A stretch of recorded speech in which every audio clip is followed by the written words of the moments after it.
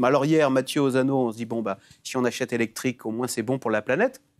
Interview du patron de PSA dans Les Échos, qui dit, pas du tout, la voiture électrique, ce sont les politiques qui nous ont imposé ce choix. C'est pas forcément moins polluant. Il dit qu'il faut rouler 70 000 km pour que ça commence à devenir intéressant sur le plan écologique. Il dit qu'il y avait d'autres moyens d'être plus rapide et moins cher, d'être plus écolo.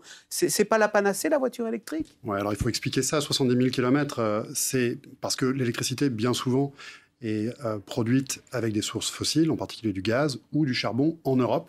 Ah, en Allemagne ou en Pologne. Voilà, lorsqu'on roule avec une voiture électrique en Allemagne ou en Pologne, on roule largement au charbon ou au gaz. Ah, c'est-à-dire qu'en Pologne, quand on est avec sa voiture électrique, en fait, l'électricité étant produite dans les centrales à charbon, on roule au charbon. Absolument. En plus, avec des rendements énergétiques, c'est-à-dire qu'il y a beaucoup de transformation là-dedans. Il faut faire l'électricité, il faut la transporter. Il faut donc, c'est loin d'être une panacée, effectivement. Et puis, à côté de ça, il y a tous les matériaux qu'il faut pour produire massivement les batteries.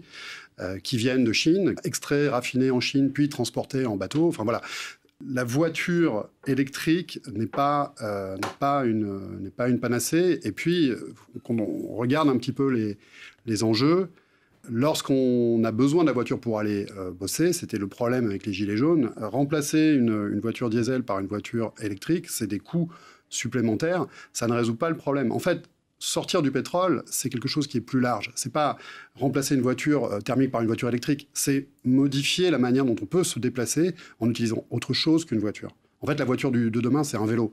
C'est un vélo, c'est un bus, lorsque c'est possible. Et c'est possible jusqu'en grande périphérie urbaine. Simplement, ça demande un plan, quelque chose de plus vaste qu'une injonction pour les constructeurs. Et c'est là que Tavarès a raison. Il faut élargir le spectre. Le problème de la mobilité décarbonée, ce n'est pas juste le problème de la bagnole.